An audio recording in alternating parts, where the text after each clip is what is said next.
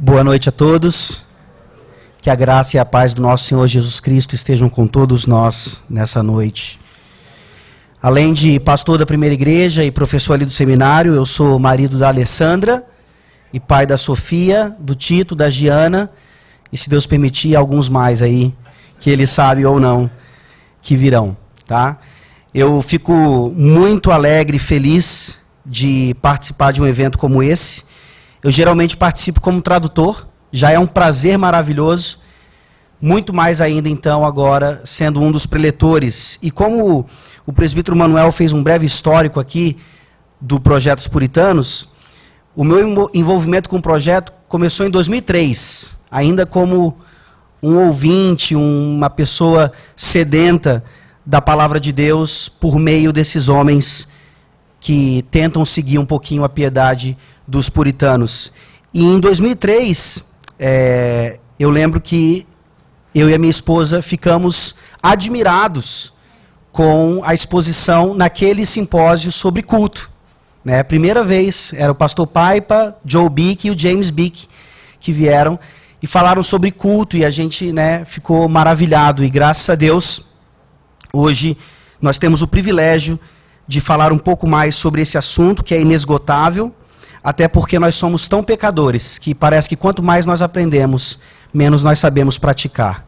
É por isso que a gente precisa tanto do Espírito Santo para nos ajudar a não apenas aprender mais, mas principalmente praticar aquilo que nós aprendemos. Então, por favor, abram suas Bíblias. O tema que nós trataremos hoje é o tema do capítulo 21 da Confissão de Fé de Westminster. O culto e o sábado cristão. É exatamente assim que está lá, naquele texto que foi escrito, né, na Inglaterra por ingleses e outros pastores e teólogos ali da Grã-Bretanha. E a tradução, ela é feita dessa forma de propósito mesmo.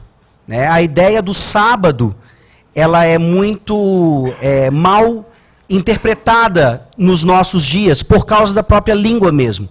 A gente entende sábado simplesmente como o 7º dia da semana. E quando aqueles teólogos insistiram em falar sobre sábado cristão, eles estavam traduzindo ou explicando a palavra Shabat, que quer dizer nada mais, nada menos do que descanso. Então, se a confissão de fé, ela une esses dois assuntos, o culto e o descanso cristão, é exatamente por isso que nessa noite nós trataremos nessa palestra desse assunto, a partir de Lucas, capítulo 13. Lucas, capítulo 13.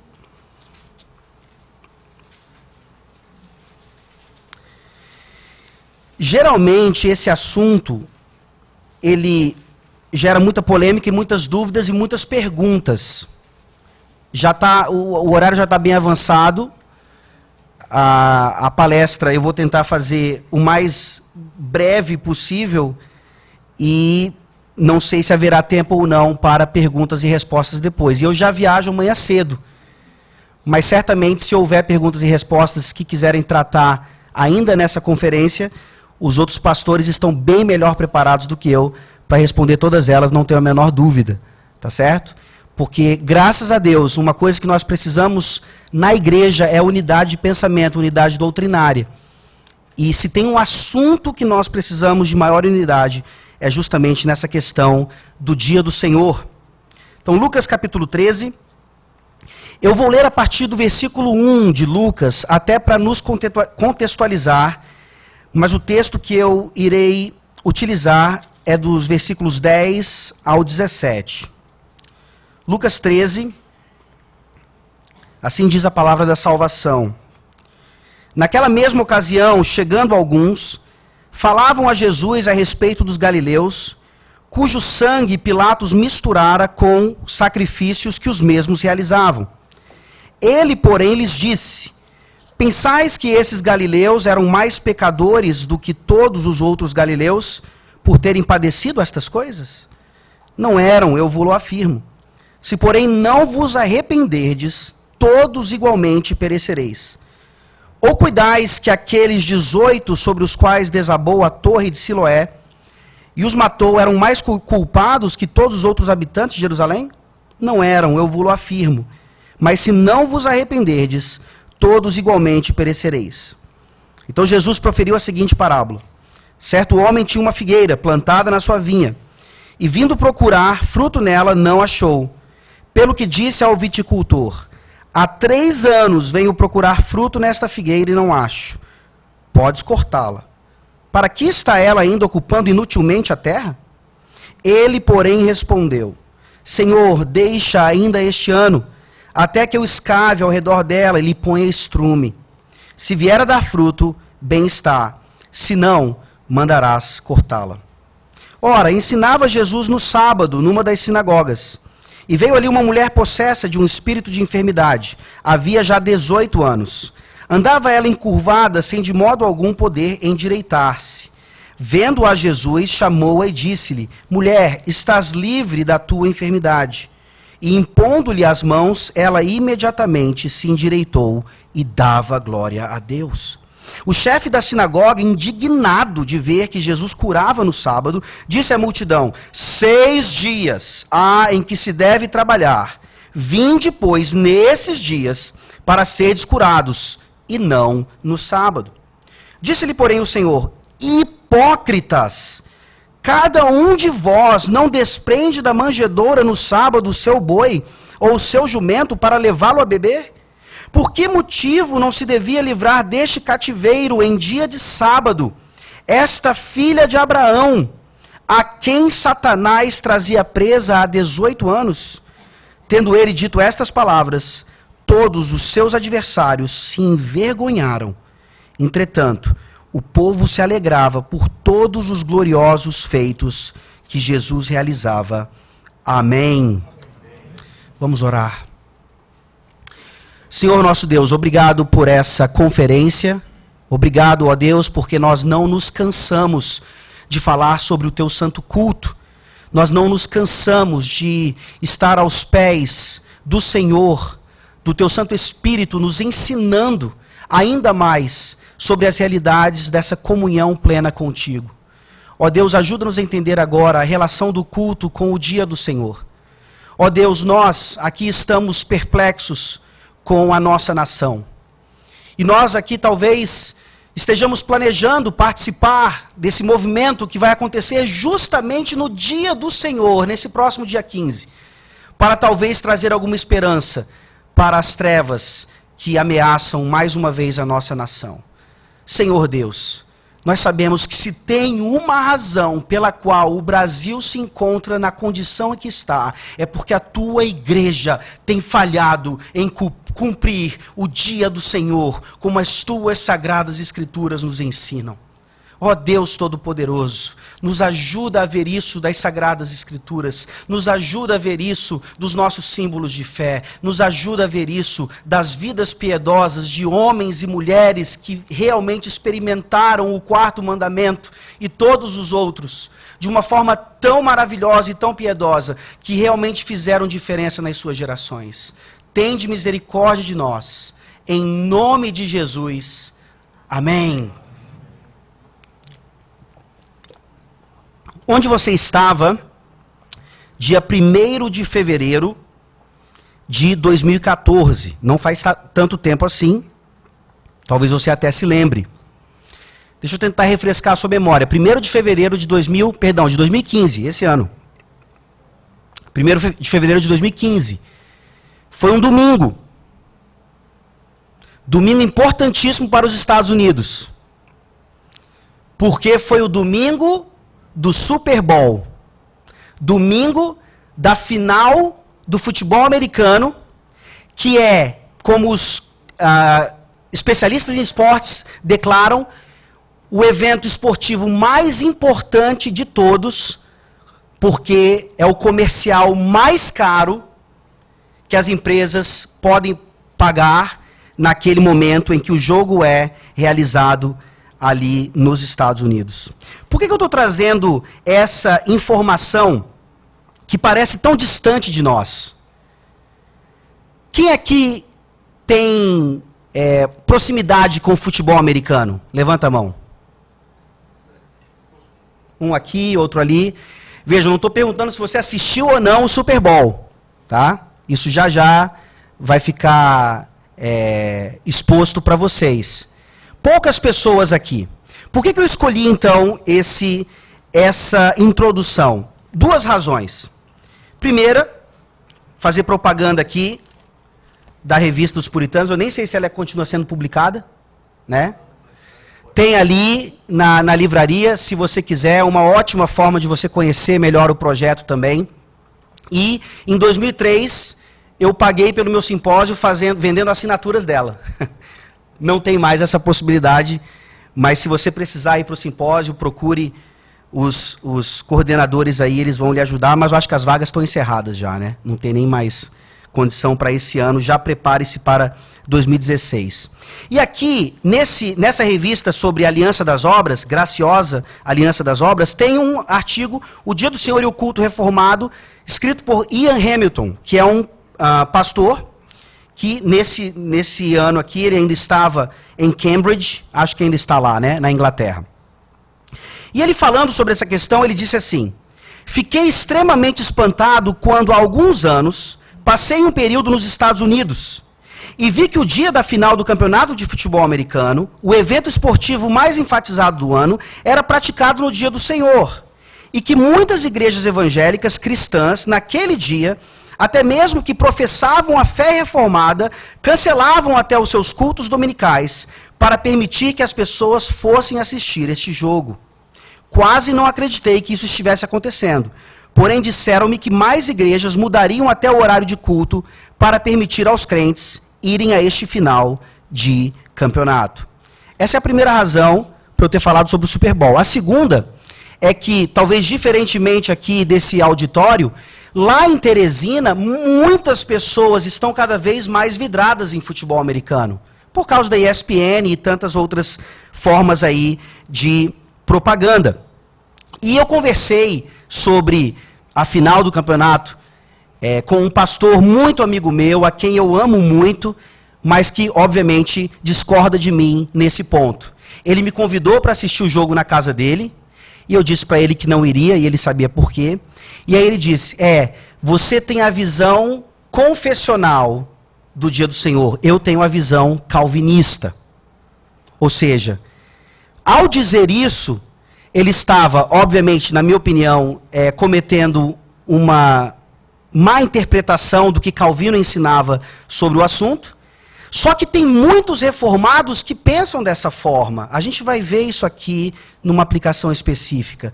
Tem muitas pessoas, talvez aqui nessa noite, que digam assim, o Dia do Senhor acaba quando o culto vespertino acaba. E aí parece que aquelas horas que ainda faltam para o fim do dia realmente se tornam como horas comuns em relação aos outros dias também.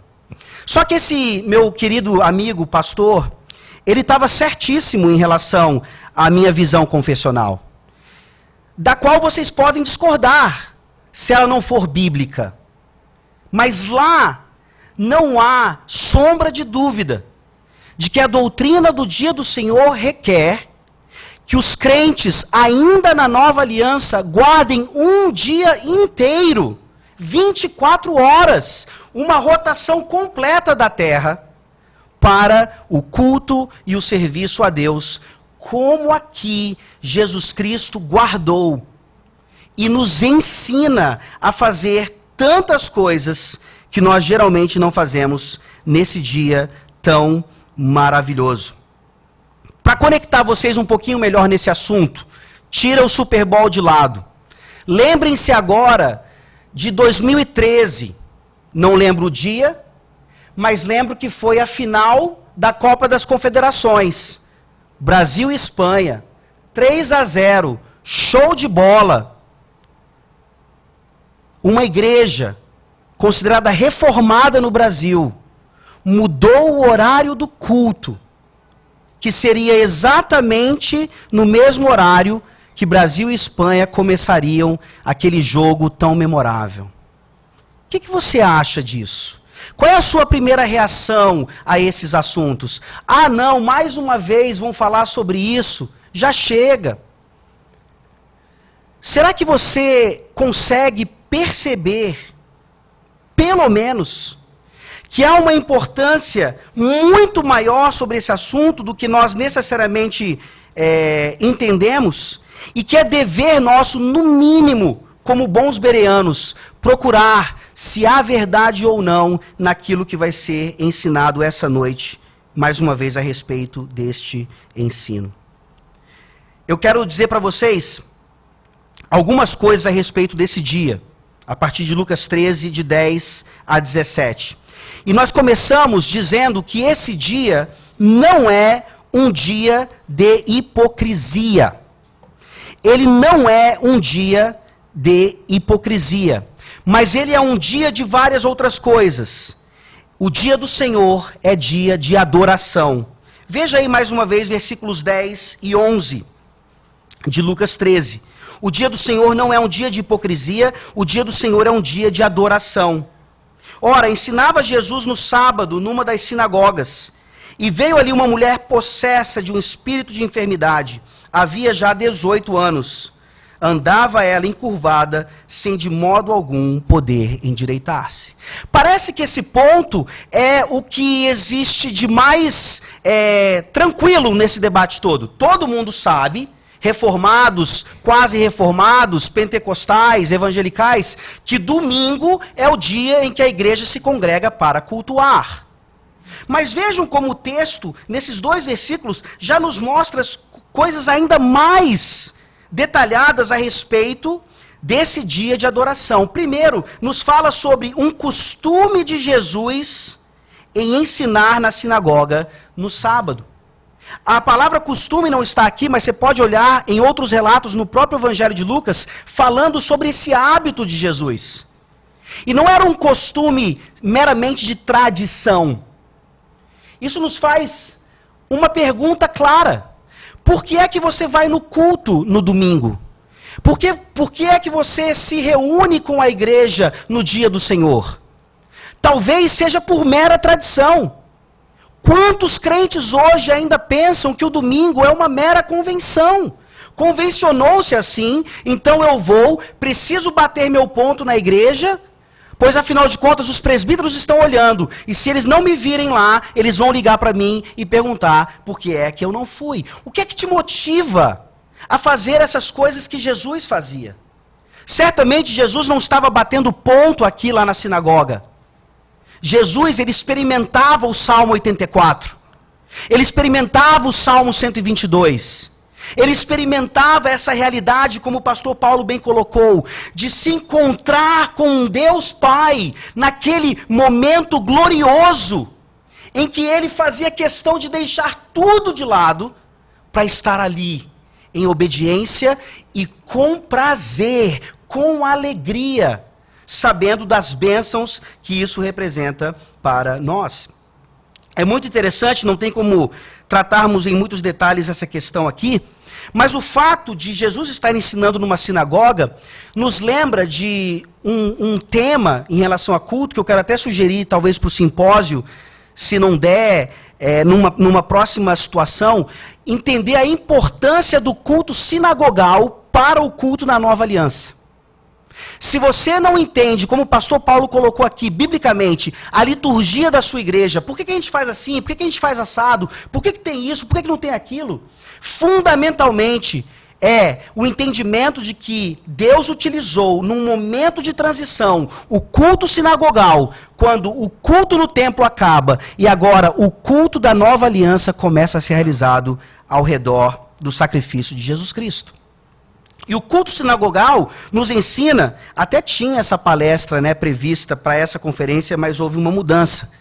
Você sabe, você tem a menor ideia do porquê se cultua tanto de manhã quanto à noite?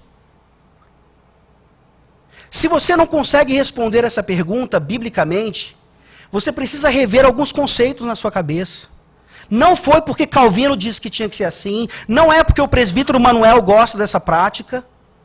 É porque, biblicamente, o culto na sinagoga, ele substitui o culto no templo, que tinha sacrifícios matutinos e vespertinos. E nesse sentido, então, na nova aliança, nós continuamos, como o pastor Paulo colocou, não derramando sangue, mas ouvindo sobre a cruz de Cristo, o seu sacrifício, realizando o sacramento da ceia do Senhor, tanto de manhã quanto à noite. Vocês sabem quantas igrejas hoje, presbiterianas, da Igreja Presbiteriana do Brasil, não tem mais o culto matutino? Tem apenas a famosa escola dominical? Isso, meus irmãos, é um exemplo claro de como nós temos deixado a nossa herança, e não é meramente uma herança reformada, puritana, uma tradição tão bonita, uma herança bíblica, que faz sentido para as nossas vidas, e que quando não é praticada, obviamente, vai gerando deturpações e acabam desfigurando também para nós a ideia do dia do Senhor. Meus queridos irmãos, Jesus Cristo nos mostra aqui que Ele mesmo, como Filho de Deus, cumpria o 4º mandamento à risca, graças a Deus por isso. Mas há um outro modelo aqui no versículo 11, mostrando que o dia do Senhor é sim um dia de adoração. Aqui o texto nos fala de uma mulher que tinha uma enfermidade. E vamos já tirar isso da nossa cabeça. Você já deve estar imaginando, uma mulher possessa de espírito de enfermidade, tomara que ele fale sobre isso. Eu não vou falar, esse não é o propósito agora. Mas mesmo a tradução sendo possessa de um espírito de enfermidade, eu posso confirmar para vocês que essa mulher não sofria de possessão demoníaca. Não é esse o caso aqui. Esse texto ele não pode ser usado como tantos aí tem utilizado, como viu, as doenças são fruto simplesmente da ação demoníaca na vida dos crentes. Se você tiver fé e se você der um pouquinho de dinheiro, esse demônio vai embora de você e você fica liberto. Não é essa a questão. A coisa mais próxima que nós temos aqui, sim, de um espírito que claramente trazia a enfermidade para ela, é a mesma coisa que aconteceu com Jó, por exemplo. O livro de Jó nos mostra claramente, Jó não é tocado por Satanás por causa de um pecado dele necessariamente, como os seus amigos tentavam consolá-lo e até acusá-lo dessa maneira. Não. Você pega a maioria dos comentaristas, vai mostrar que a ideia desse texto aqui é de que essa mulher era uma filha de Abraão de fato, como inclusive Jesus vai citar mais à frente. Ela era não apenas um membro da igreja externa, Israel naquela época, mas ela era de fato uma crente em Jeová. E apesar dela estar encurvada há 18 anos, ela fazia o quê? Ela frequentava a sinagoga. Ela estava ali adorando o Senhor. Será que isso nos faz corar de vergonha nessa noite? Não precisa levantar a mão, mas você já faltou o seu encontro com Deus no dia do Senhor por alguma razão banal? Não levantem a mão. Você já se programou tão mal durante a sua semana, principalmente no sábado, a ponto de você não conseguir acordar domingo de manhã, ou a ponto de você ter outro compromisso domingo à noite, para perder o seu encontro com a Trindade? Não levantem a mão. Essa mulher encurvada há 18 anos ia à casa do Senhor no Shabat para adorar o Senhor da vida dela, a quem ela recorria sim, para se libertar daquela doença, para poder se endireitar, mas mesmo que isso não acontecesse, ela continuaria encurvada, indo para a casa do Senhor. Há uma aplicação aqui para os pais. Será que nós temos deixado os nossos filhos perderem o encontro com Deus no dia do Senhor, porque eles têm dormido mal, ou simplesmente não têm mais vontade de ir para a igreja? Quando nós olhamos para o exemplo dessa mulher, nós percebemos aquilo do que Calvino também se torna exemplo para nós. Quando, numa certa situação, tudo bem que é um outro contexto, Calvino foi chamado para pregar a palavra de Deus, e mesmo acamado, ele foi levado certa vez para a igreja, de cama, para pregar a palavra do Senhor. Será que você sofre da síndrome daquele homem que não consegue se levantar domingo de manhã e a sua esposa insiste, levanta, você tem que ir para a igreja. E ele insiste e fala, por que eu tenho que ir para a igreja? E ela diz, você é o pastor, ora bolas. Se pastores vêm para a igreja só por causa das suas côngruas, quanto mais ovelhas vão achar qualquer desculpa com sua saúde perfeita para não vir à casa do Senhor. O dia do Senhor não é um dia de hipocrisia, o dia do Senhor é um dia de adoração. Num segundo momento, nós vemos que o dia do Senhor é também um dia de libertação. Leia comigo mais uma vez aí, versículos 12 e 13. O dia do Senhor é um dia de libertação. Vendo a Jesus, chamou-a e disse-lhe, mulher, estás livre da tua enfermidade. E impondo-lhe as mãos, ela imediatamente se endireitou e dava glórias a Deus. Não temos muito tempo para tratar desse assunto especificamente, mas nós sabemos que numa interpretação mais bíblica das doenças, principalmente no Novo Testamento, nós sempre entendemos que por trás de toda doença existe uma manifestação espiritual daquilo ali. Jesus estava mostrando mais do que uma mera cura. Jesus estava tratando de uma libertação não apenas física, mas principalmente espiritual. E aí você diz, mas pastor, você acabou de dizer que ela já era crente verdadeira e que ela não estava doente simplesmente porque ela era possessa de um demônio ou porque ela tinha pecado. Vejam, é exatamente isso que eu falei. A libertação aqui relacionada ao dia do Senhor não é meramente para aqueles que ainda não conhecem Jesus Cristo. A libertação do dia do Senhor, ela também é para aqueles que já conhecem o Senhor Jesus Cristo. Por favor, não levante a sua mão. Mas de quantos pecados você ainda precisa ser libertado na sua vida? Quantos pecados de estimação ainda te encurvam para não viver uma vida digna, ou para não poder talvez andar de cabeça erguida? Tamanha vergonha que você ainda sente por aquilo que você ainda faz quando ninguém está olhando. Eu queria que vocês abrissem, por favor, suas Bíblias em Deuteronômio capítulo 5. Deuteronômio 5 e Êxodo 20 são os lugares onde os 10 mandamentos são concedidos de uma forma oficial. Depois você pode ver isso com mais calma, mas Deuteronômio 5 apresenta o 4º mandamento de uma forma diferente de Êxodo 20. Veja aí, Deuteronômio 5, a partir do versículo 12. Guarda o dia de sábado para o santificar, como te ordenou o Senhor, teu Deus.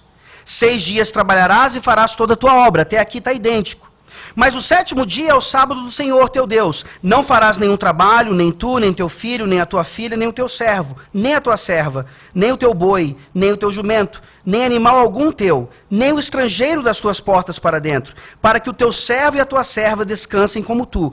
Porque te lembrarás que foste servo na terra do Egito, e que o Senhor teu Deus te tirou dali com mão poderosa e braço estendido, pelo que o Senhor teu Deus te ordenou que guardasses o dia de sábado.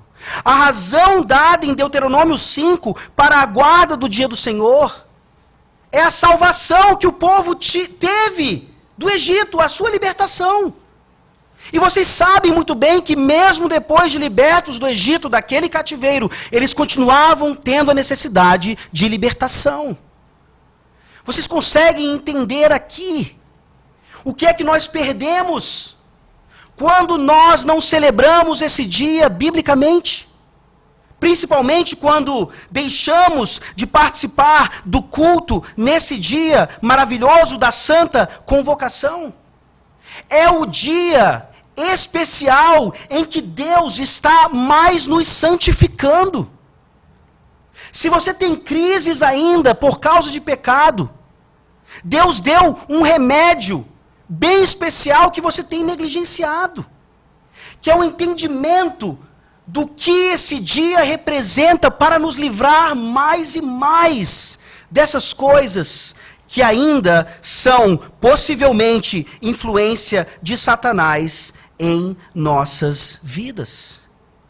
Se você ainda tem uma pessoa na sua família que não é convertida, você tem orado por ela, insista, continue mostrando a necessidade que ela tem também de estar na casa do Senhor, aqui, ouvindo a palavra de Deus, para que, como aquela mulher, receba a libertação do Senhor dos seus pecados e passe a dar glória a Deus como aquela mulher dava. Vocês conseguem ver aqui a razão principal daquela mulher estar no culto a Deus no Shabat? Quantos aí recebem suas bênçãos e vão embora? Quantos aí recebem suas curas e deixam a igreja até o próximo problema, quando eles voltam? Você sabia que tem culto de cura e libertação na igreja reformada? Aqui na igreja da Aliança tem culto de cura e libertação. Não é terça, não é quinta, é no dia do Senhor. Culto matutino, quando a palavra é pregada, essa liturgia maravilhosa nos ensina o que é nos chegarmos a Deus apropriadamente. Certamente, crentes e descrentes que se convertem por meio da pregação da palavra, saem daqui curados e com libertação, pelo poder do Espírito. E não porque o pastor Paulo fica dançando aqui na frente. Graças a Deus por isso. O dia do Senhor não é um dia de hipocrisia. O dia do Senhor é um dia de libertação. O dia do Senhor também é um dia de contemplação, um dia de descanso. Verso 14, leiamos mais uma vez. O chefe da sinagoga, indignado de ver que Jesus curava no sábado, disse à multidão: 6 dias há que se deve trabalhar. Vinde, pois, nesses dias para serdes curados, e não no sábado. Vocês conseguem ver aqui a hipocrisia daquele homem, a hipocrisia daquele líder espiritual, a hipocrisia daquele chefe da sinagoga, que num certo sentido estava fazendo exatamente o que ele devia fazer.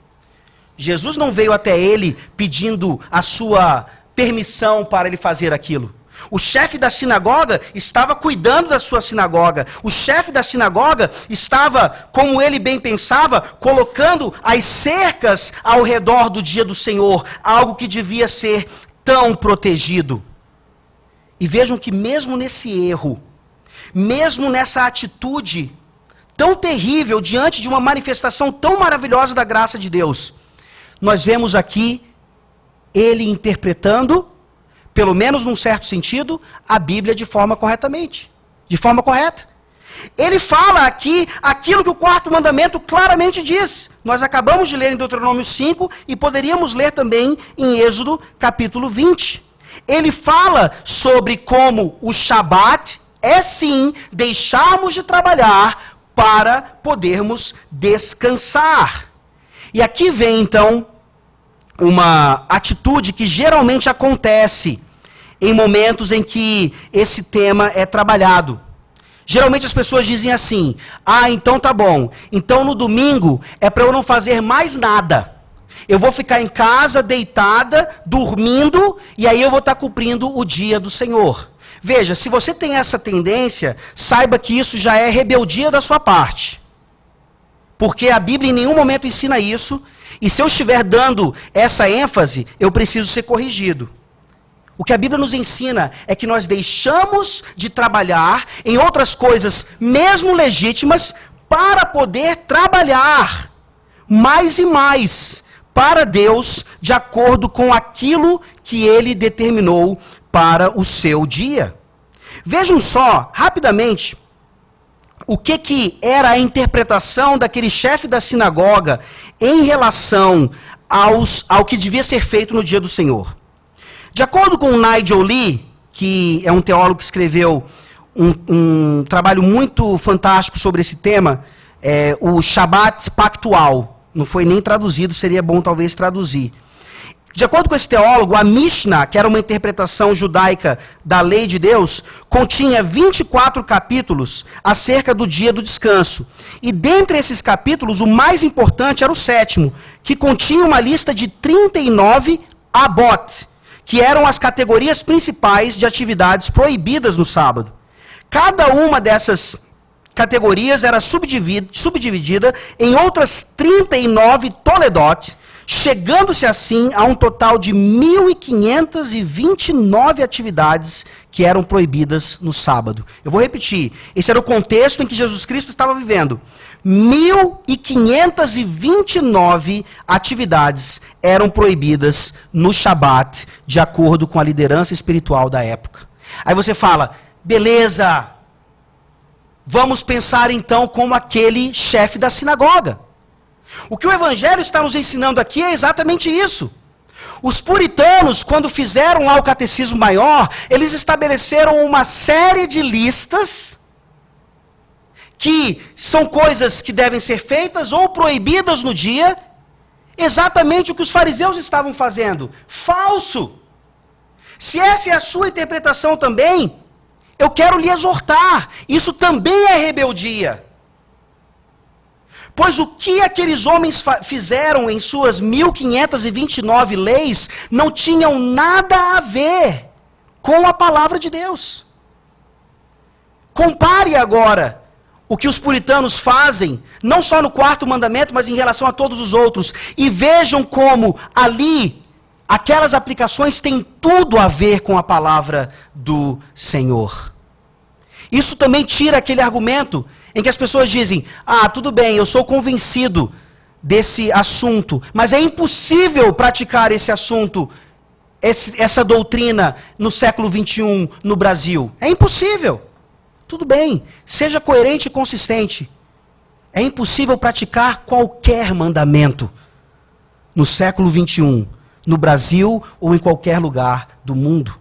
Não é só o 4º mandamento, que é um padrão elevadíssimo para nós. Todos os mandamentos do Senhor são de padrão elevadíssimo. E ali há claramente, sim, proibições de trabalho. Temos que deixar de fazer algumas coisas, sim. E aqui está o grande princípio que nos ajuda a aplicar essa verdade em nossas vidas. Não levante a mão também. Mas por que é que você come fora no dia do Senhor? Por que é que você assiste futebol no dia do Senhor? Por que é que você defende que a sua igreja deve mudar o culto da noite para que nós assistamos à final da Copa do Mundo? Principalmente se o Brasil estiver jogando.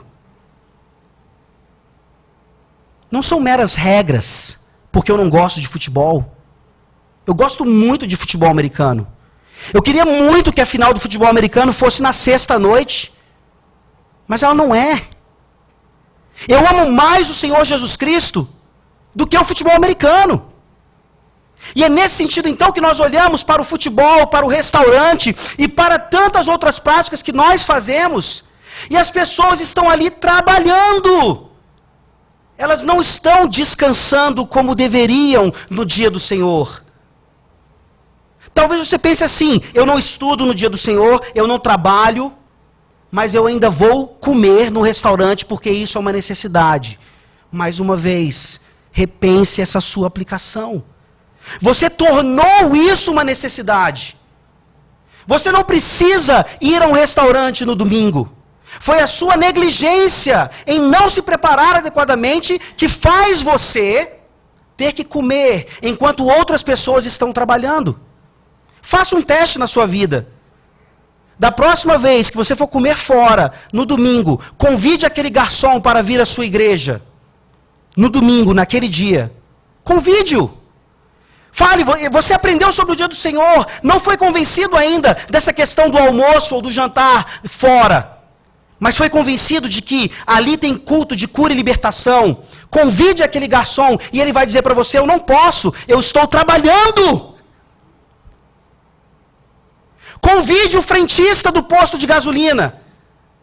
Ele vai dizer, eu não posso, eu estou trabalhando. Mas por que você está trabalhando? Você não entendeu ainda o dia? Porque você está aqui botando gasolina no seu carro. Porque você está aqui me fazendo servir você. Mas pastor, se a gente não for, outros irão.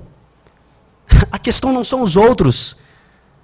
A questão é a nossa cumplicidade em relação ao dia do Senhor. E o entendimento de que sim, existem coisas, por mais legítimas que elas sejam nos outros 6 dias, que devem ser completamente evitadas nesse dia.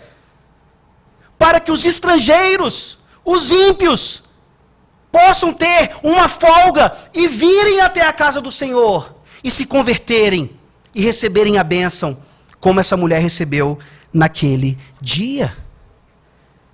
Sim, queridos irmãos, existem profissões, existem trabalhos que continuam sendo realizados no dia do Senhor, que não infringem o mandamento.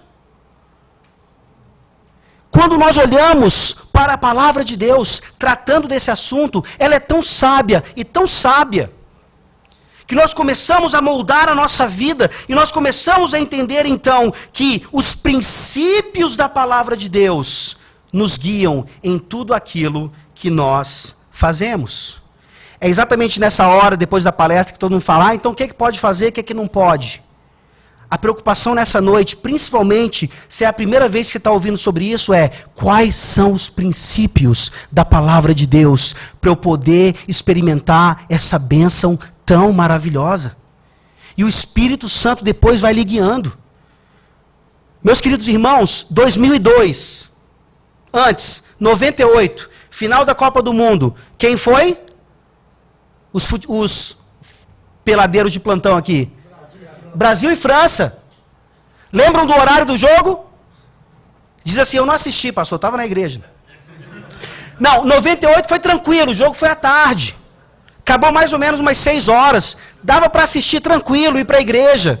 Aquele jogo eu assisti na casa de um presbítero. 2002, qual foi a final? Brasil e Alemanha. Aí já é complicado. Japão e Coreia. Quem lembra aqui o horário do culto, do jogo? Da manhã. No horário do culto matutino ou da escola dominical. Quantas igrejas na nossa querida IPB mudaram seus cultos ou não tiveram culto para prestigiarmos o Brasil sendo campeão do mundo naquele dia? Assistir aquele jogo também na casa de um presbítero. 2003, simpósio dos puritanos. Primeira vez que eu ouvi falar sobre conceito de dia do Senhor. E a partir daquele dia, o Espírito Santo foi moldando meu coração. Meus queridos irmãos, eu falo isso aqui sem qualquer modéstia. 2014, se o Brasil tivesse ido para a final, eu não teria tido a menor tentação de assistir o jogo, ou de arrumar alguma desculpa para que minha família assistisse, alguma coisa nesse sentido. O Espírito Santo, ele vai tomando as nossas vidas e vai nos transformando e nos moldando mais e mais, segundo a perfeita varonilidade de Jesus Cristo.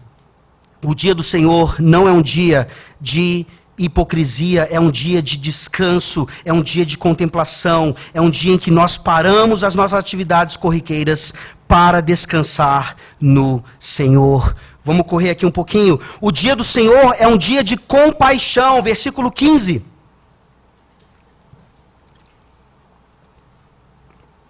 Disse-lhe, porém, o Senhor: hipócritas, cada um de vós não desprende da manjedoura no sábado o seu boi ou o seu jumento para levá-lo a beber?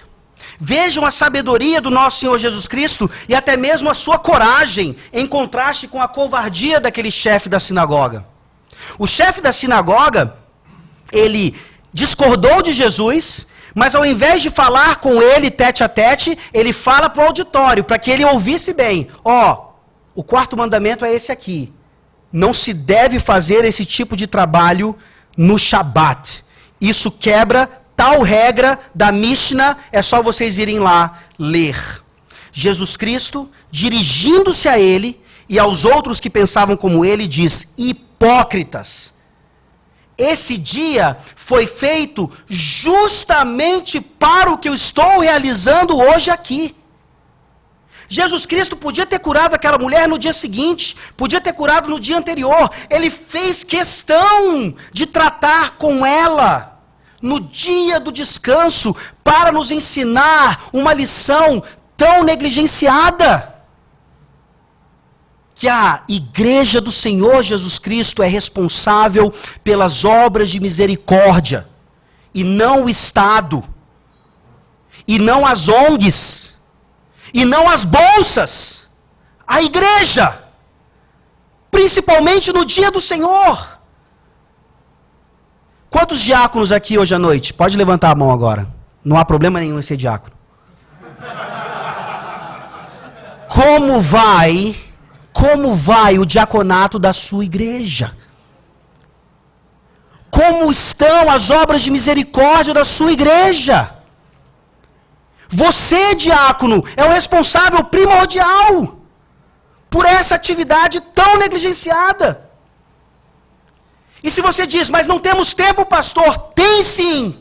O dia do Senhor, se você não tem tempo de fazer a obra de misericórdia com a sua igreja, de segunda a sábado, não há qualquer desculpa para que se não faça no dia do Senhor.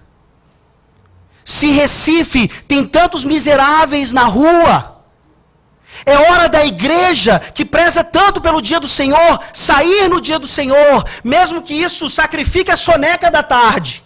Lembrem-se, é dia em que descansamos de outras obras para fazer a obra do Senhor. É o momento em que a igreja se une, não só para almoçar junto, mas daquilo que sobra, talvez, levar ali para aqueles necessitados. Como é que os nossos filhos vão crescer vendo essas coisas? Os nossos filhos vão crescer não como nós, tendo um domingo como um dia de Faustão, um dia de futebol, um dia de Fantástico. Mas eles vão ter o dia do Senhor como um dia de celebração, um dia em que a igreja deixa as suas quatro paredes e entra na sociedade e faz toda a diferença. É por isso que Jesus Cristo nos ensina que esse dia é o dia da compaixão para as obras de misericórdia. Nós temos um problema grave e geralmente dois extremos. Aqueles que negligenciam ou jogam fora completamente o dia do Senhor, ou aqueles, talvez a grande maioria aqui, que já entendam um pouquinho melhor o dia do Senhor. Os dois extremos são culpados de hipocrisia. Os dois extremos são culpados de negligência. E sem dúvida alguma, o grupo sobre quem cai a maior culpa é o grupo que conhece mais sobre o assunto e ainda não vive, e ainda não experimenta, e ainda não aplica. Nós apontamos o dedo para os outros, não tão confessionais quanto nós, e dizemos, vocês não gostam do dia do Senhor, mas nós não vivemos o dia do Senhor. Essa é uma realidade.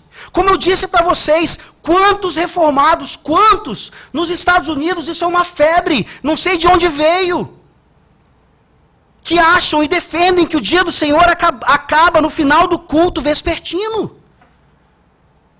Se você pensa assim essa noite, prove isso biblicamente, e eu ficarei convencido. A palavra de Deus nos ensina de 7 dias, um inteiro, 24 horas. Ah, mas eu começo a guardar nas 18 horas de sábado. Mentira! Se você acha que essa é a prescrição bíblica, então guarde de 18 horas de sábado até 18 horas do domingo. Mas você sabe que isso não é verdade na sua vida. Você sabe que nós podemos ser acusados tanto de hipocrisia quanto aquele chefe da sinagoga, como aqueles que ainda rejeitam a ideia de um dia inteiro dedicado exclusivamente ao Senhor. Não dá para fazer isso no século 21 no Brasil. É aqui onde nós entendemos então, já caminhando para o fim, que o dia do Senhor é um dia de humilhação. O dia do Senhor é um dia de humilhação. Vejam aqui o contraste no versículo 16. Jesus pergunta: por que motivo não se devia livrar deste cativeiro em dia de sábado esta filha de Abraão, a quem Satanás trazia presa há 18 anos? Vejam o contexto maravilhoso como Lucas coloca esse texto. Ele fala do chefe da sinagoga, protegendo a sua sinagoga, protegendo o Shabat, como ele achava que devia proteger. Você tem aqui Satanás exercendo autoridade, mesmo que debaixo da autoridade de Deus, sobre a vida daquela mulher. E aí vem quem? O Senhor, Jeová, encarnado. E ele diz: é o meu dia. Humilhem-se diante de mim. É o meu dia. É o meu culto. É a minha adoração. Humilhem-se diante de mim. E o grande problema de nós não entendermos a bênção, o valor desse dia e não conseguirmos praticá-lo, é porque nós não nos humilhamos diante do Senhor. Sabe por que nós ainda trabalhamos no dia do Senhor? É porque nós confiamos mais no nosso emprego e no nosso sustento do que nele. Sabe por que nós ainda insistimos em alguns pecados claríssimos naquele dia? É porque nós não tomamos a iniciativa de estudar mais sobre o assunto aos pés daqueles que experimentaram isso antes de nós. É um dia em que o Senhor Deus nos santifica, porque nós dizemos para o mundo que nós preferimos o Senhor do que a nós mesmos. É o dia em que nós gritamos para todo mundo ouvir, que sim, podem nos chamar de tolos, de radicais, de neopuritanos, mas é o dia em que eu vou cumprir a vontade do meu Deus, sabendo que Ele vai tirar de mim cada vez mais essa soberba, esse orgulho, altivez que me impedem de viver não só o quarto mandamento, mas toda a sua lei para a glória dele. O dia não é do chefe da sinagoga, não é do pastor, não é do presbítero, não é de Satanás. O dia é do Senhor, o dia é de Jeová. Que dia melhor então, para nós termos a vitória definitiva do Senhor sobre o inimigo das nossas almas e todos os seus inimigos. Aqui nós terminamos. O dia do Senhor não é um dia de hipocrisia, o dia do Senhor é um dia de exaltação. O dia do Senhor é um dia de vitória. O dia do Senhor é o dia da ressurreição. Versículo 17, meus irmãos. Tendo ele dito estas palavras, todos os seus adversários se envergonharam. Todos. Entretanto, o povo se alegrava por todos os gloriosos feitos que Jesus realizava. É o dia da ressurreição. É o dia em que Jesus Cristo nos mostra que sim, Ele esmaga a cabeça da serpente na cruz do Calvário, na sexta-feira. Cumpre o Shabat na sepultura, o último Shabat, o último sétimo dia daquela era obsoleta, que, como o pastor Paulo colocou, já não servia mais nesse aspecto. E no domingo ele ressurge, vitorioso, glorioso, não só para curar pessoas fisicamente, mas principalmente para ressuscitá-las também. E aqui a pergunta fatal para vocês essa noite: vocês querem ressurreição? Para quê? Para quê? Como Richard Baxter colocou, um puritano questionando o coração das suas ovelhas: por que vocês querem ressurreição? Por que vocês querem viver uma vida eterna com Deus? se não conseguem viver um dia em 7 com Ele? E ele conclui: o dia do Senhor, a cada semana, é um pedacinho do céu, é uma prévia do céu. Se você não consegue deixar o seu time preferido por causa do Senhor nesse dia, por que você quer a ressurreição? Se você não consegue levantar cedo de manhã no domingo e se preparar para o culto vespertino à noite, por que você quer a ressurreição? O dia do Senhor, meus queridos irmãos, é um dia de exaltação, de vitória, em que nós podemos experimentar perfeitamente aquilo que o Senhor Jesus Cristo conquistou para nós na cruz do Calvário e na sua ressurreição. Eu gostaria de terminar citando o Catecismo Maior, pergunta 117, que diz assim: como há de ser santificado o dia do Senhor? O dia do Senhor há de ser santificado por um santo descanso por todo esse dia, não somente de tudo quanto é sempre pecaminoso, mas até de todas as ocupações e recreios seculares que são permitidos em outros dias. Em fazê-lo o nosso deleite, passamos todo o tempo em obras de necessidade e misericórdia e nos exercícios públicos e particulares do culto de Deus. Para este fim, havemos de preparar o nosso coração e, com toda previsão, diligência e moderação, dispor e convenientemente arranjar os nossos negócios seculares, para que sejamos mais livres e prontos para os deveres desse dia. Meus queridos irmãos, para aqueles que estão ouvindo pela primeira vez ou ainda não estão convencidos dessa doutrina, e para nós, já amadurecidos na doutrina, como é que vai o seu dia do Senhor? Saiba que como vai o dia do Senhor, vai a sua vida de piedade, vai a sua devoção ao Senhor Jesus Cristo, vai o seu desejo de estar com a Trindade todos os domingos, como nós acabamos de cantar no Salmo 84. Que Deus nos abençoe e nos ajude a cumprir a sua santa palavra. Vamos orar. Senhor Deus, Pai, Filho e Espírito, te louvamos pela vida de Cristo, te louvamos por esse relato bíblico tão claro, nos trazendo tantas riquezas a respeito desse dia maravilhoso. Senhor Deus, nós não conseguiremos sozinhos, o Senhor sabe disso. Nos arrependemos do quanto nós conhecemos e quanto ainda não praticamos de acordo com a tua vontade. E te peço especialmente por aqueles que ainda não se convenceram plenamente desse assunto, que o Senhor venha visitá-los poderosamente e ajudá-los a entender e a experimentar esse meio de graça tão negligenciado em nossas igrejas. E como eu orei anteriormente, sabendo que ele influenciará também toda a nação. Feliz a nação cujo Deus é o Senhor. Feliz a nação em que os seus habitantes guardam um dia em 7, exclusivamente para o Senhor do Universo, a Santíssima Trindade. É no nome de Cristo que nós oramos.